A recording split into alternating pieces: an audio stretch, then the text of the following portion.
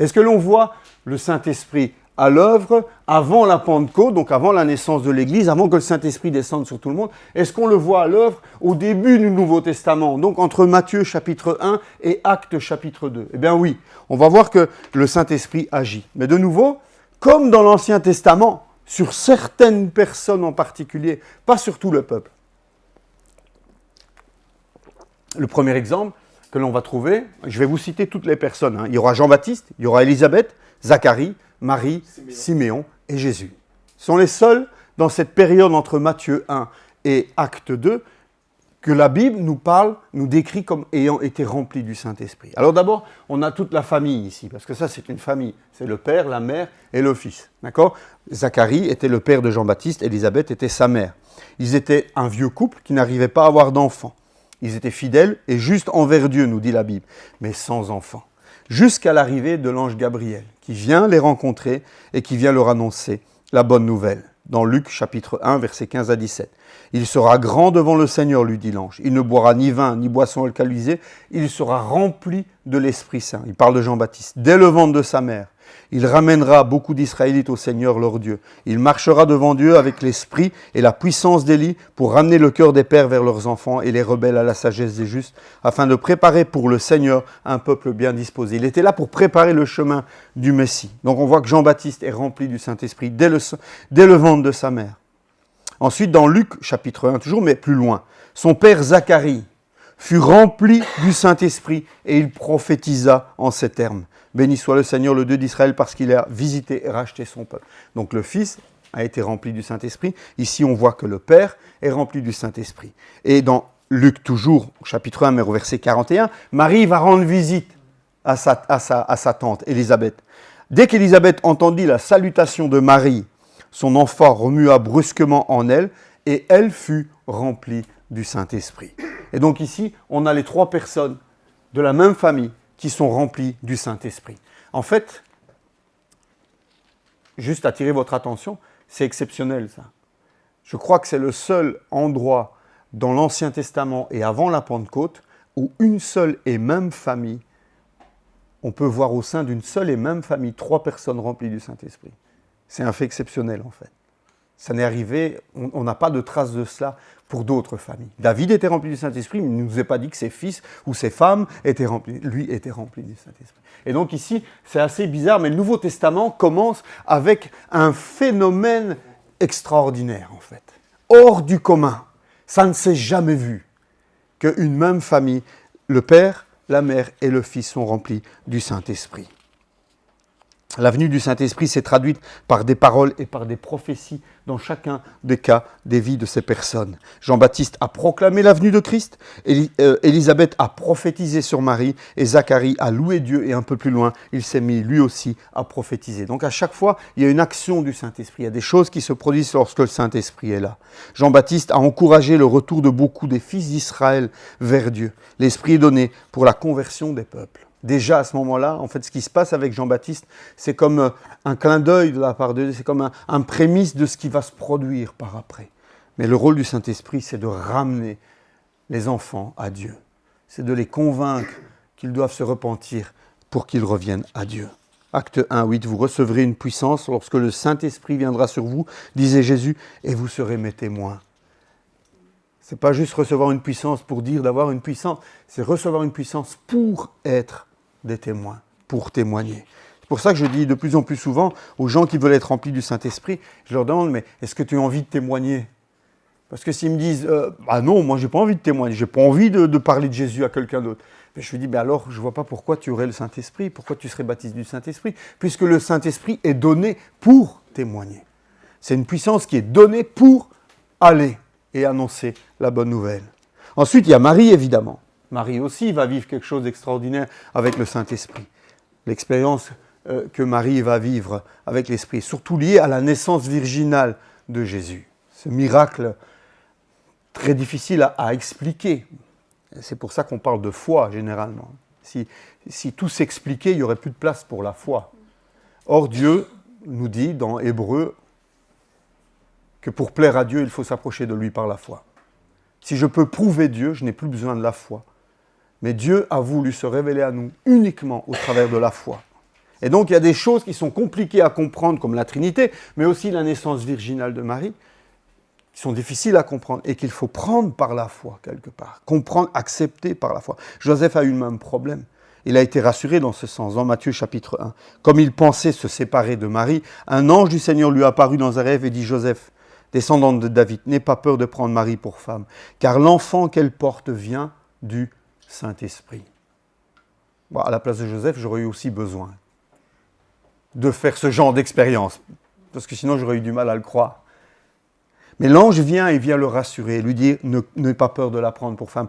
L'enfant qu'elle porte vient du Saint-Esprit. Elle mettra au monde un fils et tu lui donneras le nom de Jésus, car c'est lui qui sauvera son peuple de ses péchés. » Dans Luc 1, toujours, mais au verset 34-35, Marie dit à l'ange « Mais comment cela se fera-t-il puisque je n'ai pas de relation avec un homme ?»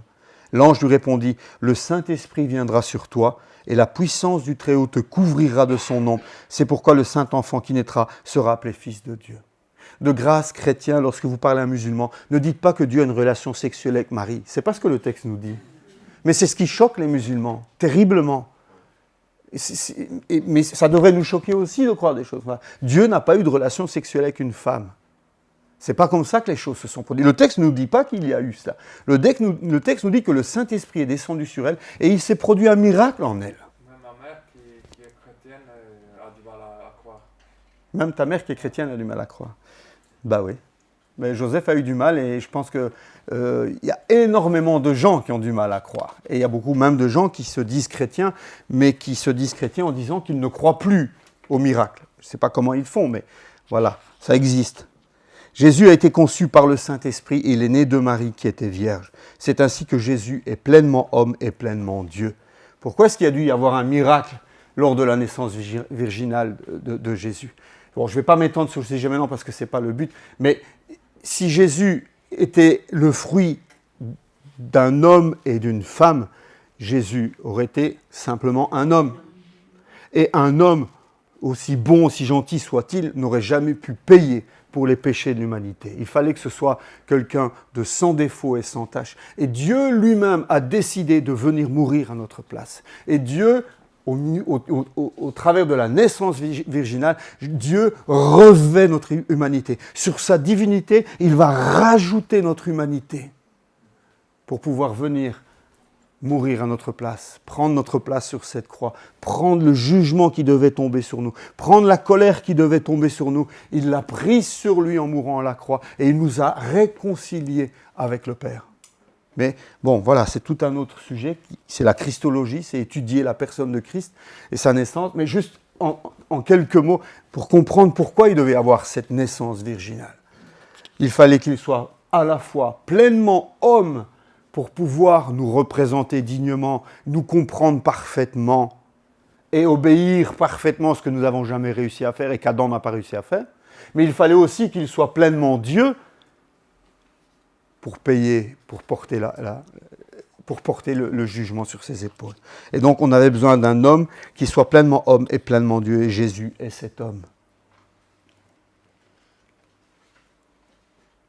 Siméon aussi a vécu quelque chose. Je ne sais pas si je l'ai mis ici, Siméon, non, je passais directement à Jésus, mais je crois que dans vos feuilles, vous avez Siméon. La Bible nous dit aussi dans Luc 2, 25 que Siméon, ce vieil homme qui était à Jérusalem, était un homme pieux et juste. Il attendait la consolation d'Israël et l'Esprit Saint était sur lui. Donc c'est un autre exemple dans cette période entre la Pentecôte et Matthieu, où on voit un homme qui avait l'Esprit de Dieu sur lui. Et enfin, évidemment, la personne de Jésus.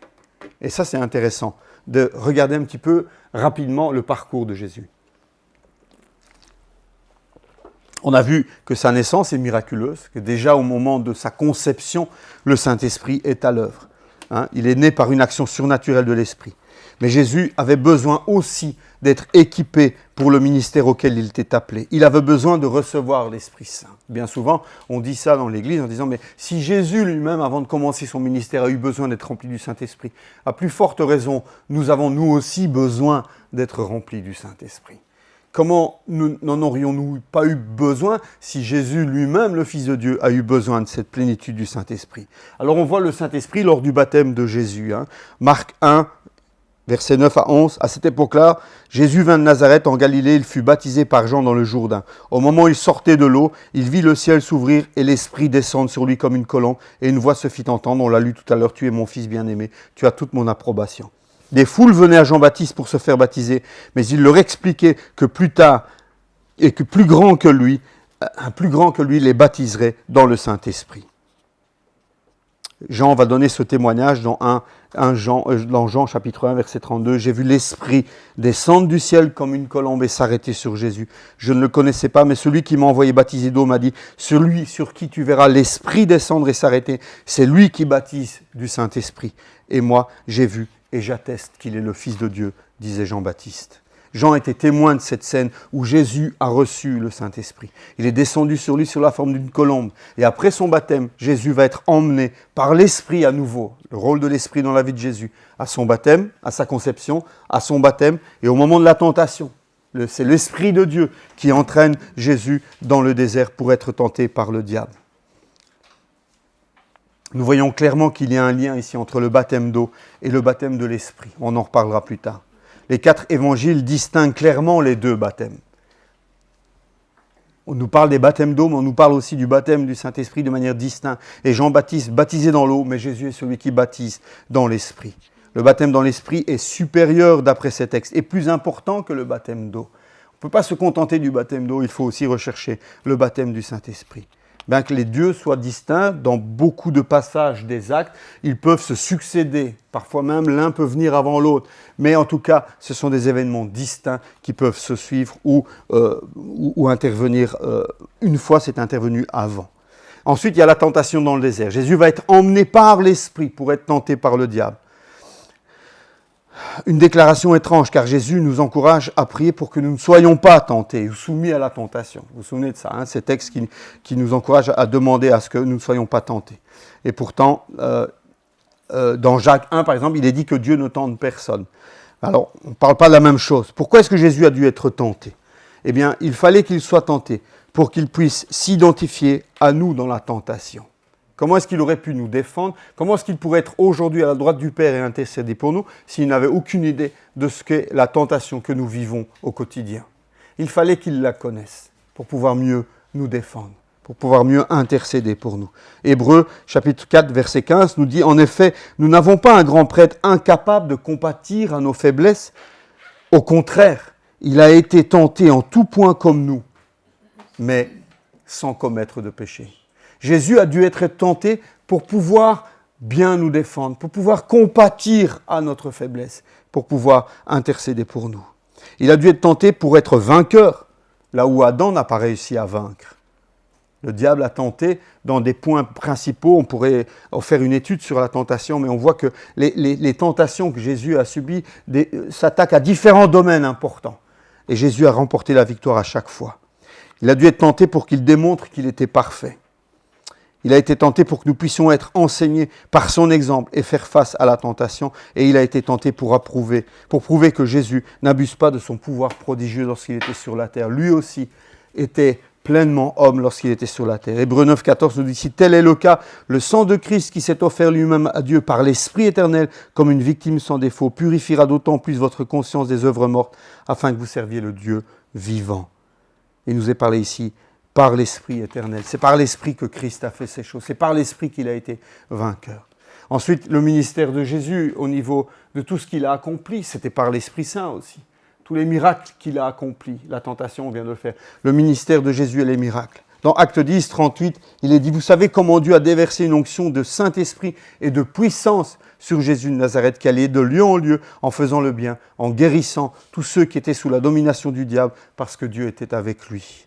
Cette déclaration de Pierre résume très bien le ministère de Jésus et confirme le fait qu'il accomplissait des miracles, non pas parce qu'il était divin, mais parce qu'il était en lui, le Saint-Esprit. Le Saint-Esprit était en Jésus. C'est pour ça qu'il accomplissait des miracles, pas parce qu'il était Dieu. Lorsque vous lisez Philippiens chapitre 2, vous voyez que Jésus, quelque part, s'est temporairement dépouillé de certains de ses attributs de la divinité pour être pleinement homme. Il n'a jamais cessé d'être Dieu, mais en même temps, il a choisi de renoncer pendant un moment à ses attributs divins pour être pleinement homme, pour pouvoir nous représenter et nous comprendre et vivre pour nous. dans la mort et dans la résurrection de Jésus, on voit un rôle du Saint-Esprit aussi. Il est là en fait d'un bout à l'autre de sa vie, le Saint-Esprit. D'un bout à l'autre du ministère de Jésus, on voit la présence du Saint-Esprit. C'est par l'Esprit que Jésus a pu s'offrir lui-même comme sacrifice sur la croix. C'est Hébreux 9,14 qui le dit, hein. On vient de le lire. Il s'est offert lui-même à Dieu par l'Esprit. C'est parce qu'il avait l'Esprit en lui qu'il a pu résister et vaincre dans Gethsémane au jardin lorsque les grumeaux de sang sont tombés. Vous savez, Jésus savait exactement ce qui allait lui arriver. Jésus n'a pas subi la crucifixion. Jésus n'a pas subi l'arrestation. Si vous lisez l'évangile de Jean, par exemple, vous allez voir qu'à un moment donné, les frères de Jésus disent à Jésus, viens avec nous, montre-toi, etc. Jésus dit, non, mon temps n'est pas encore arrivé. À certains moments, ils ont arrêté Jésus pour le lapider ou quoi. Et il s'en est sorti à chaque fois parce que son temps n'était pas arrivé. Jésus était au contrôle. Et quand ils ont voulu l'arrêter, ils n'ont rien trouvé pour l'arrêter. C'est finalement Jésus qui leur a donné des arguments pour pouvoir l'arrêter et le condamner. Jésus était au contrôle de tout. Jésus est allé à la croix volontairement. C'était son projet, c'était son plan. Il est venu sur la terre pour mourir sur la croix. Jésus est resté au contrôle. Et c'est par l'Esprit de Dieu qu'il est allé mourir sur la croix. C'est par ce même Esprit qu'il a été ressuscité d'entre les morts. C'est Romains 8, 11 qui nous dit « Et si l'Esprit de celui qui a ressuscité Jésus habite en vous, l'Esprit de celui qui a ressuscité Jésus habite en vous. Celui qui a ressuscité Christ rendra aussi la vie à vos corps mortels par son Esprit qui habite en vous. » Si tu as l'Esprit de Dieu en toi, tu ressusciteras un jour. Tu ne connaîtras pas la mort éternelle. C'est l'Esprit de Dieu qui a ressuscité Jésus. Après sa résurrection, c'est par le même Esprit qu'il a donné ses instructions aux disciples dans Acte 1, jusqu'au jour où il a été enlevé au ciel, après avoir donné ses ordres par le Saint-Esprit. Donc le Saint-Esprit joue un rôle dans toute la vie et dans tout le ministère de Jésus. On peut donc suivre l'action du Saint-Esprit dans la vie de Jésus, de sa conception jusqu'à son ascension. Le Saint-Esprit était présent dans la vie de Jésus.